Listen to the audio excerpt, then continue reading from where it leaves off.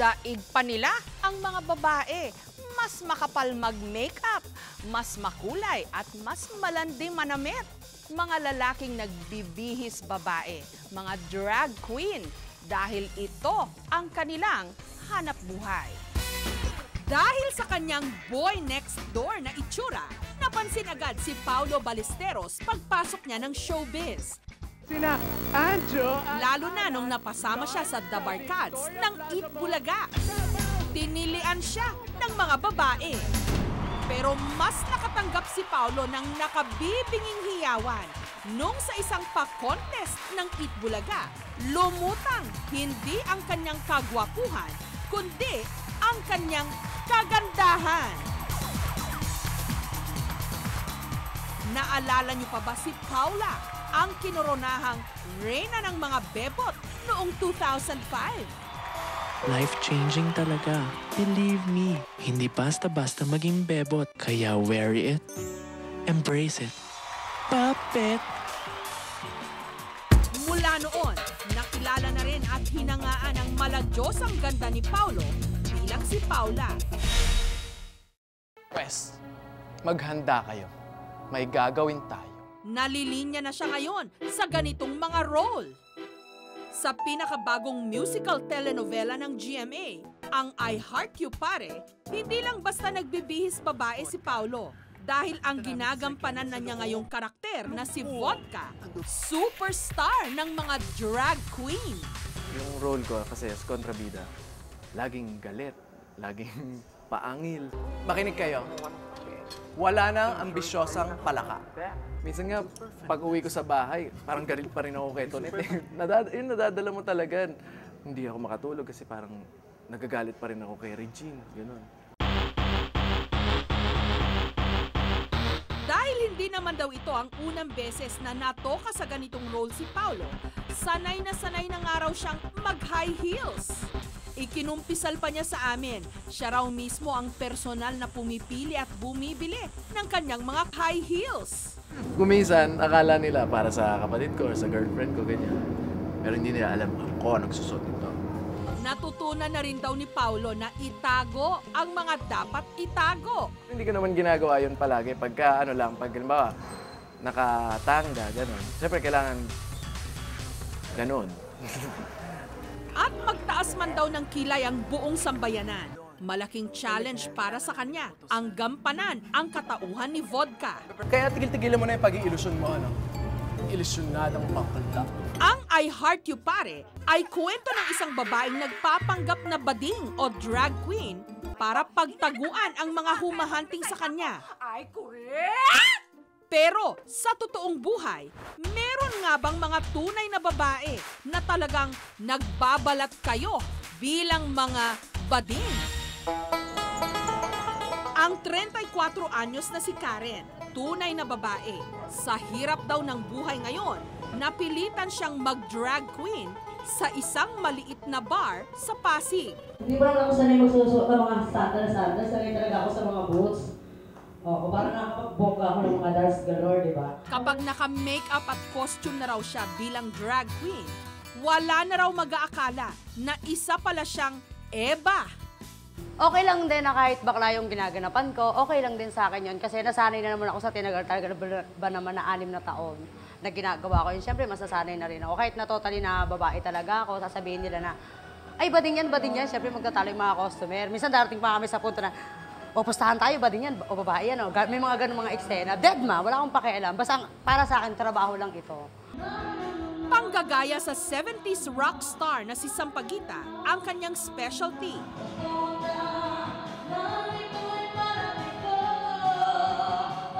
Na dinadagdagan pa niya ng katakot-takot na pagpapatawa. Init? Oh, Diyos ko, minawisan yung kilikili ko sandali lang. Oo. Yo, what's up? Kahit nakalabas ng araw ng bar si Karen, napagkakamalan pa rin siyang bading. Hindi naman daw sumasama ang kanyang loob. Sanay na raw siya. Pero kahit masaya si Karen bilang drag queen, alam daw niyang hindi panghabang buhay ang trabahong ito. Siguro kung nakaipon ako ng sapat para makapagnegosyo ko, mabuhay kami ng maayos, ganun. Siyempre, titigil na ako kasi mahirap din naman yung ganitong trabaho na minsan hindi naman kasi lahat ng customer pare-parehas yan, lahat yan mapiplease mo. Hindi naman eh. Pinaniniwalaang sa Amerika nagsimula ang konsepto ng pagda-drag queen. Unang rumampa ang mga bading na kontodo makeup at costume sa isang kalye sa New York noong 1969. Nagsuot sila ng makakapal na kolorete, makukulay na wig, at agaw pansing mga damit. Pero hindi raw para magpasikat, kundi para ipaglaban ang kanilang mga karapatang pantao. Mula sa isang protesta, naging paraan na ng pagtatanghal ang pagda-drag queen. May reality show na rin ngayon sa Amerika tungkol sa kanila, ang RuPaul's Drag Race, The Search for America's Next Drag Superstar, kung saan isang Pilipinong drag queen ang nangungunang finalist, si Manila Luzon.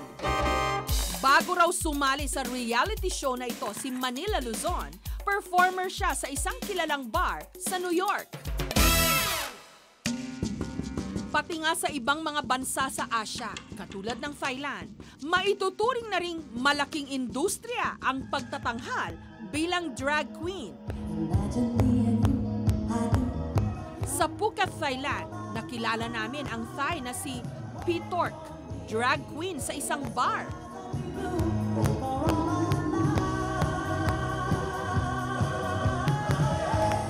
Nagsimula raw ang pangarap niyang maging drag queen nung bata pa siya. The people doll come to Bangkok to perform, and when I was young, I just see the show there, and I just dream, oh, maybe in future I can do that. But now I am do it.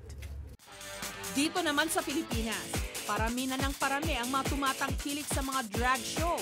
Ultimo sa teatro o mga stage play, nagpapasiklab sila.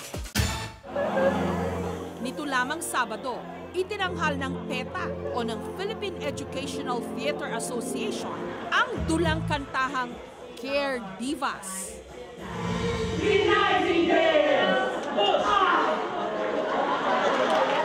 Kuwento ng mga Pilipinong caregiver sa bansang Israel na naipit doon sa gyera.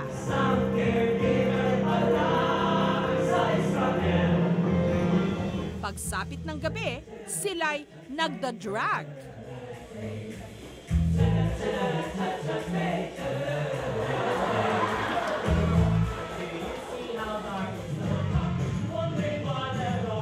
Sa gitna ng mga nagpipilantikang mga daliri, makikembot na bewang, nagagandahang mga damit. Ang isa pala sa mga gumanap na drag queen na ito, tunay na lalaki. Sa tindig at porma ni Gerald, hindi mo aakalaing kakayanin niyang magbihis muher. Pero kahit na maskulado at maton, hindi raw niya pinalagpas ang pagkakataong maging drag queen kahit man lang sa ibabaw ng entablado. Ang akala ng cast, especially some of the students who are watching, akala nila all of the cast members are pwedeng. And it doesn't matter naman to me, parang wala naman akong, okay lang naman sa akin yun. Kasi it's the make-believe nga eh. You have to make them believe. It's an honor pa. If they think that I'm gay, as an actor, parang wow, ayos, paniwala ko sila. Girl na girl mag-project si Gerald sa stage. Pero siguradong-sigurado pa rin daw siya sa kanyang pagkalalaki.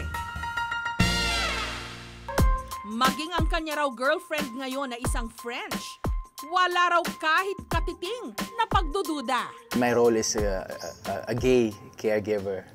Sabi niya, oh, that's interesting. Yun lang sabi niya.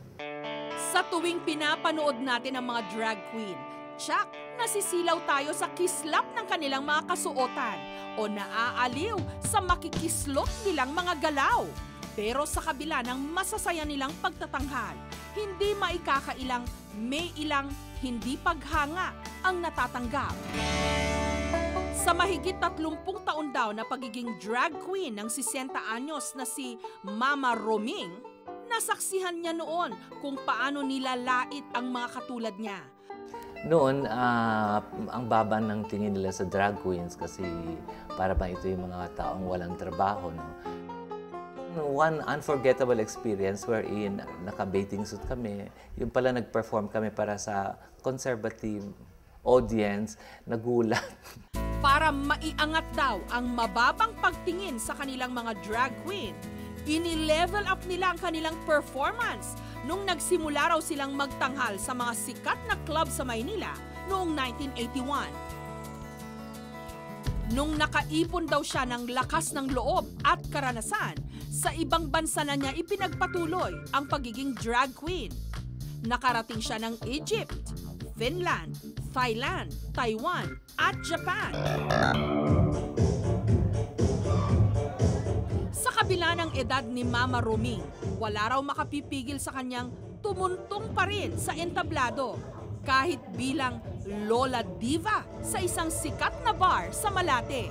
Kasi if you give your heart into it, gusto mong ma-uplift yung profession na yon. So now, the profession is respected, I think. So I'm proud to be a drag queen. Bagamat marami na ang tumatanggap sa mga bading sa lipunan, may mga pagkakataong pa ring hindi sila ganap na nauunawaan. Katulad na lamang ng pagbibihis at pagme-makeup nila ng magarbo, na para sa iba, luho o kaya arte lang. Pero kung tutuusin, hindi lamang para sa kanilang sarili ang ginagawa, kundi para makapaghatid ng ligaya kahit pa sa mga taong nanlalait sa kanila.